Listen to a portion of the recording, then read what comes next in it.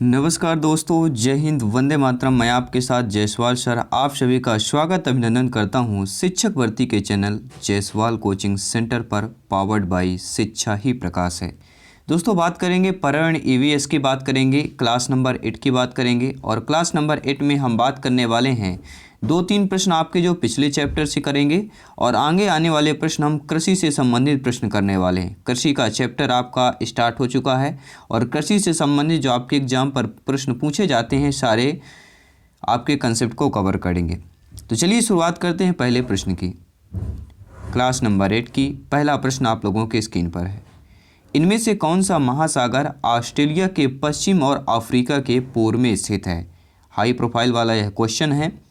प्रशांत महासागर, हिंद महासागर, अटलांटिक महासागर, दक्षिणी महासागर। कौन सा महासागर ऑस्ट्रेलिया के पश्चिम और अफ्रीका के पूर्व में स्थित है? अगर आपका जवाब हिंद महासागर है तो बिल्कुल आपका सही जवाब है। ऑस्ट्रेलिया महाद्वीप के पश्चिम तथा अफ्रीका महाद्वीप के पूर्व में हिंद महासागर स्थित है। हिंद महासागर भारत के दक्षिण में स्थित है। हिंद महासागर पृथ्वी का तीसरा सबसे बड़ा महासागर है और इसकी औसतन गहराई 4000 मीटर है। दूसरा प्रश्न है साथियों, विश्व की सबसे गहरी समुद्री खाई कौन सी है? सभी कमेंट के माध्यम से बताएंगे। विश्व के सबसे गहरी समुद्री खाई के बारे में प्रश्न पूछा जा रहा है।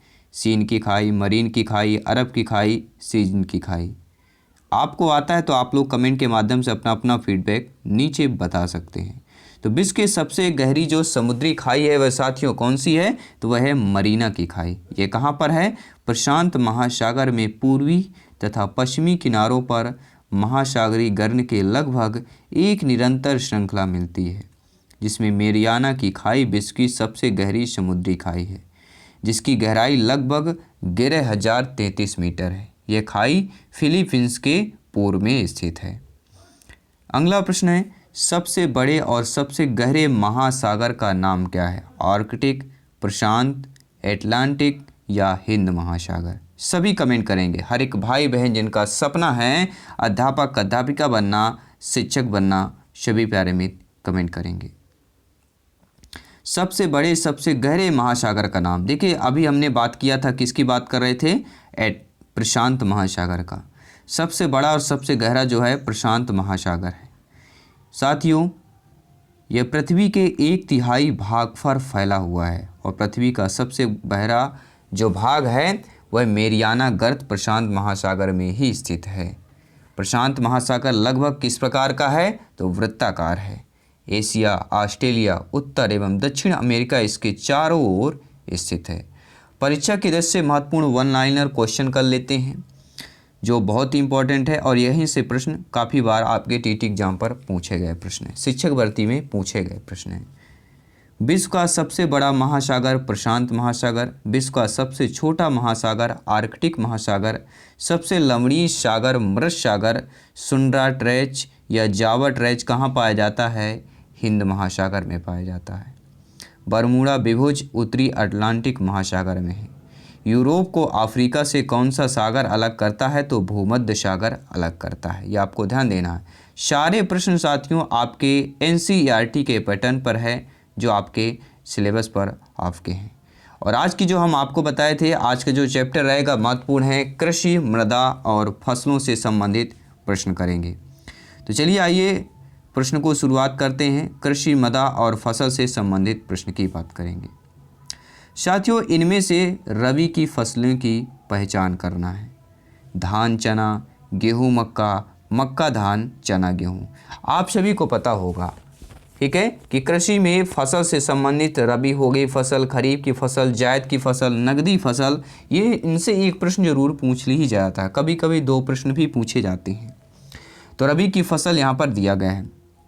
तो रबी की फसल के बारे में अगर बात करें, सभी को पता है चना, गेहूं अक्टूबर नवंबर में बोई जाता है और मार्च अप्रैल में जो है काटी जाती है। ये कहलाती है रबी की फसलें। आइए कुछ फसल के बारे में। रबी की फसलें गेहूं, चना, आलू, मटर, सरसों, मसूर ये संबंधित आते हैं और अक्टूबर नवंबर में बोई जाती है और मार्च अप्रैल में काट ली जाती है। फसल के प्रकार जान लेते हैं, यहाँ से प्रश्न पूछे जाते हैं, डिटेल के साथ बात करेंगे क्योंकि प्रैक्टिस सेट में हम क्वेश्चन करेंगे, क्योंकि यह क्लास है तो डिटेल से जानना बहुत ही ज़रूरी है। एक एक कंसेप्ट को यहाँ पर पढ़ना बहुत ज़रूरी है। रबी की फसलें गेहूँ, जौ, चना, मटर, सरसों, अलसी, मसूर, आलू, बरसीम। बुआई कब की जाती है? रबी की फसल अक्टूबर नवंबर में और कटाई मार्च अप्रैल में की जाती है। दूसरा आता है खरीफ की फसल, ज्वार, कपास, मूंगफली, अरहर, सोयाबीन, चावल, मक्का, तिल, रागी। यानी बारिश के समय आपका जो बोई जाती है जून जुलाई में।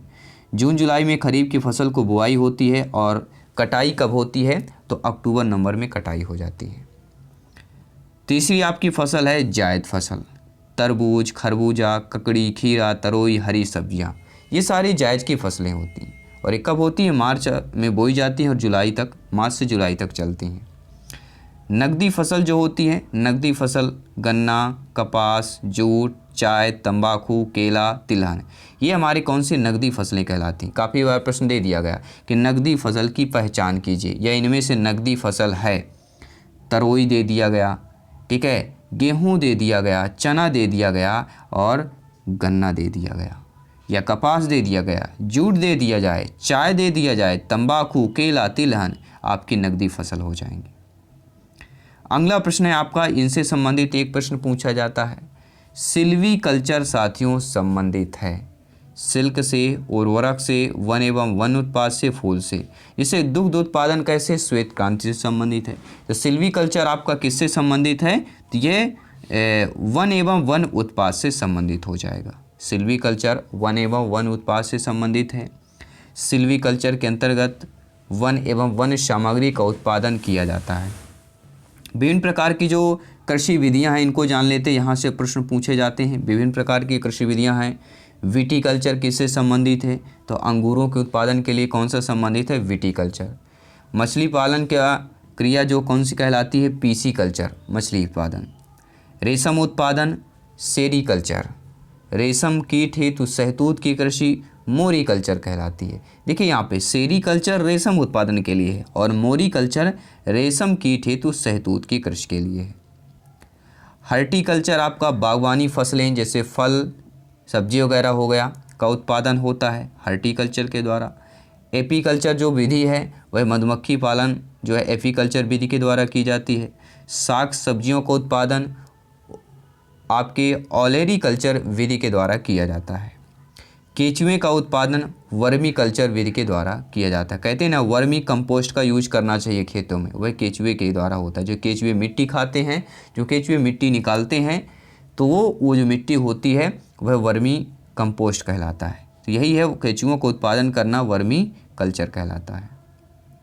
कह देते हैं हम लोगों ने आज का इसका नया ट्रेंड आ गया, आज का ये कल्चर चल रहा है, पुरानी बातें छोड़िए, आज का नया ट्रेंड चल रहा है, नया कल्चर चल रहा है, उस हिसाब से चलना चाहिए।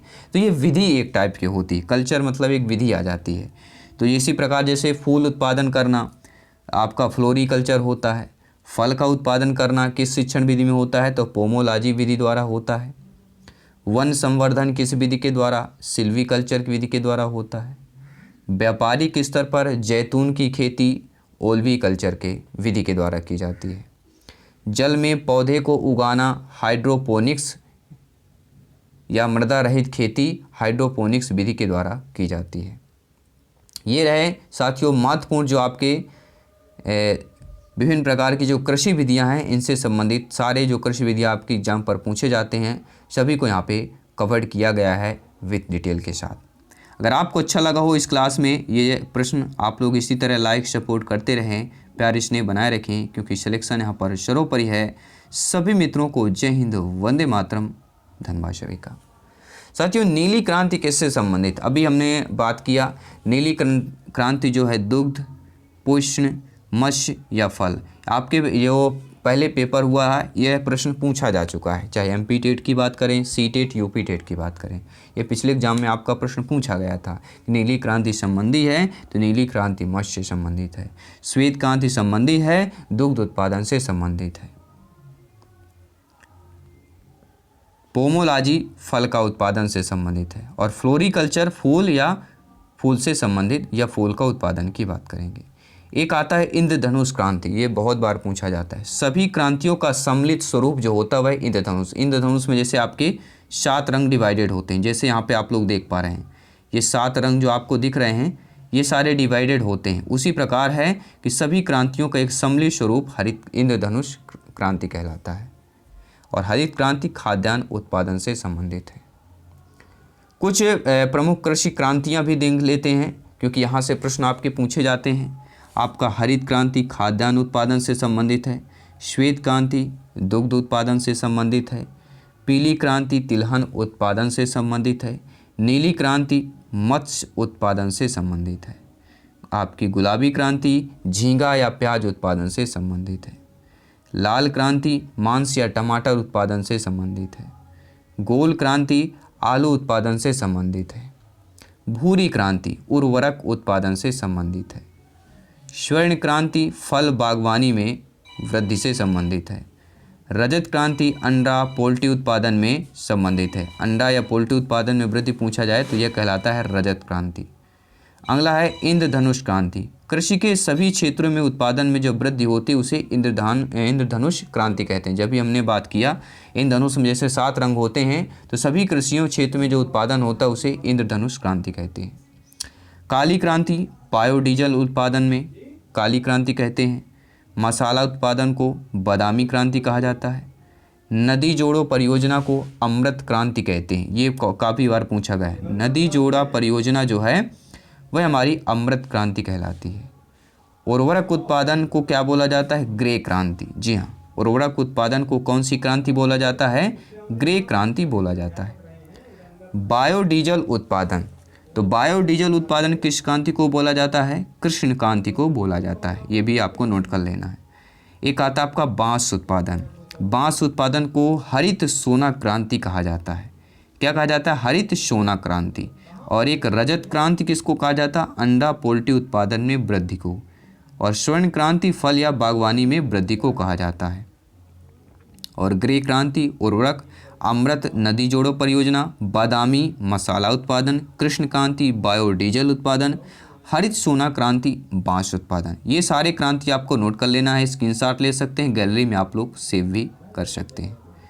और ये नोट्स पाने के लिए आप लोग टेलीग्राम से ज़रूर जुड़े, वहाँ पे सारे आपके ये नोट्स आपको फ्री में प्रोवाइड होंगे, क्योंकि राष्ट्र हित में शिक्षा का परिवार है, शिक्षकों का परिवार है, आप लोगों का चैनल है। जी हाँ, अगला प्रश्न है, भारत में किस क्षेत्र में स्थानांतरित खेती करने का रिवाज है?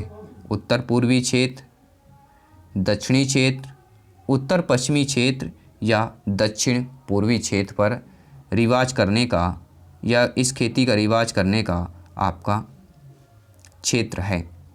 तो साथियों, भारत में स्थानांतरित खेती का रिवाज, स्थानांतरित मतलब यहाँ से वहाँ, वहाँ से यहाँ करते रहना, जगह बदलना, तो वह कहलाती है उत्तर पूर्वी क्षेत्रों में यह रिवाज है कि वहाँ पर स्थानांतरित खेती की जाती है। उत्तर पूर्वी क्षेत्र आपको पता होगा, जम्मू कश्मीर पहाड़ी इलाका जो होते हैं, ठीक है। जैसे झूम खेती हो गया, शिफ्टिंग आपका कल्टीवेशन जो होता है, एक आदिम प्रकार की कृषि है जिसमें कुछ वर्ष तक खेती करने के पश्चात भूमि को छोड़ दिया जाता है। अगला प्रश्न है, हमारे देश के एक जंगल में उस जंगल के लोगों या आदिवासियों की खेती के लिए जमीन ग्राम सभा या पंचायत द्वारा एक विशेष मात्रक यूनिट अथवा इकाई में, जिसे टिन कहते हैं, आवंटित किया जाता है। अगर देखिए आप पहले से प्रिपरेशन कर रहे हैं और एनसीईआरटी के 3rd क्लास से लेके 8th क्लास तक की आपने बुक पढ़ा होगा प्राइमरी लेवल के लिए, अगर टिन शब्द का हमने उपयोग किया तो एक तो आपका जस्ता टिन वो अलग हो गया, धातुएं हो गई, और एक ये टिन आता है जब भी हम कृषि से संबंधित टिन पूछा जाता है तो आप सभी को पता होगा वह टिन के बारे में जो दिया गया है कि वह भूमि जिस पर कोई किसान 1 टिन बीज बोता है उसे टिन कहते हैं। तो यहाँ पर पहला ऑप्शन सही हो जाएगा। अब बात करते हैं अगले प्रश्न की। अगला प्रश्न है, झूम खेती में अपनाई जाने वाली पद्धति के विषय में नीचे दिए कथनों पर विचार करना है। झूम खेती संबंधित कृषि पर दिया गया कथन, और हर एक एग्जाम में एक प्रश्न पूछा ही जाता है कि एक फसल प्राप्त करने या काटने के बाद ज़मीन को कुछ साल तक ऐसे छोड़ देते हैं। बिल्कुल ये कथन आपका सही दिया गया है। इस जगह जो बांस पर खरपतवार उगाती उसे उखाड़ कर जला देते हैं। खरपतवार जंगल आदि को जलाने पर प्राप्त राख को खाद की तरह काम में लाते हैं। जब इस ज़मीन में खेती की बारी आती है तो बीज छिड़कने से पहले इसे गहरा जोता जाता है। अब कथन आपको बताना है कौन कौन से कथन आपके सही होंगे। यहाँ पर जो दिया गया ऑप्शन नंबर जो डी दिया गया है वह हमारा सही होगा, क्योंकि ऑप्शन नंबर ए आपका ऑलरेडी सही ही होगा, क्योंकि ये आपके एक फसल प्राप्त करने के बाद कुछ साल तक ऐसे छोड़ दिया जाता है। तो पहला ऑप्शन तो ऑलरेडी सही है, तो हमारा पहला ऑप्शन किस में दिया हुआ है, डी ऑप्शन में दिया गया है, ये सही हो जाएगा। आई होप आप लोग अच्छे तरीके से समझ पा रहे होंगे। देखिए, मिट्टी को हल्के से हिलाकर बीज छिड़क देते हैं। इस खेती में क्या होता है, मिट्टी को हल्के से हिलाते हैं और बीज को छिड़क देते हैं, और एक ही खेत में अलग अलग तरह के बीज जैसे मकाई, सब्जियां, मिर्च, चावल बोए जाते हैं। अगला प्रश्न दिया गया 90 नंबर प्रश्न है, आपका स्क्रीन पर है, सभी लोग कमेंट करेंगे। नीचे दिए गए खेती करने के विवरण को पढ़ना है और इस ढंग से पहचान करना है कि एक फसल को काटने के पश्चात खेत को कुछ वर्षों के लिए खाली छोड़ दिया जाता है, उसमें कुछ भी नहीं उगाया जाता है, और इस भूमि में बांस या अन्य खरपतवार उग आते हैं, उन्हें उखाड़ा भी नहीं जाता है, काट कर जला दिया जाता है। वह राख भूमि उर्वरक बनाती है। जब वह भूमि खेती के लिए तैयार हो जाती है तब उसे हल्का सा खोदा जाता है और भूमि को जो है जोता नहीं जाता और उस पर एक बीज छिड़क दिया जाता है। तो वह जो खेती है सिंचाई खेती, सहकारी, झूम या सीढ़ी नुमा खेती की बात करेंगे। तो कौन सी खेती कहला जाएगी, सभी को पता है, झूम खेती के बारे में बात कर रहे हैं। तो साथियों, आज हम 10 क्वेश्चन ले लिए हैं क्योंकि कंसेप्ट वाली क्लास काफ़ी लंबी हो गई थी। ठीक है, वैसे हम आपको पता है डेली 20 क्वेश्चन लेते हैं, लेकिन इस 10 प्रश्न इसलिए लिया गया है क्योंकि यहाँ पर कृषि से संबंधित जो परीक्षा के दृष्टि से महत्वपूर्ण वन लाइनर हैं, इनको प्रश्न को ऐड किया गया था। कृषि मृदा फसलों का आपका चैप्टर स्टार्ट हो चुका है। इसमें हमने आपको बताया प्रमुख फसलें आपकी कौन कौन सी है, कल्चर से संबंधित जो आपकी विधियाँ हैं, कृषि विधियाँ हैं, उनसे संबंधित सारे हम टॉपिक को कवर किए हैं, जो प्रश्न पूछा जाता है। कुछ प्रमुख है जो कृषि क्रांतियां हैं उनके बारे में यहाँ पर बताया गया है। तो काफ़ी सारा यहाँ पे आपको आज नॉलेजेबल वीडियो था। आप लोग इसी तरह लाइक शेयर कमेंट करते रहें और सभी मित्रों को यहाँ पे शेयर करें ताकि वो भी लोग फ्री में तैयारी कर सकें, बेहतर तैयारी कर सकें और अपने सपने को साकार कर सकें। मैं आपके साथ जायसवाल सर जल्द मिलता हूँ नेक्स्ट क्लास पर। धन्यवाद सभी का।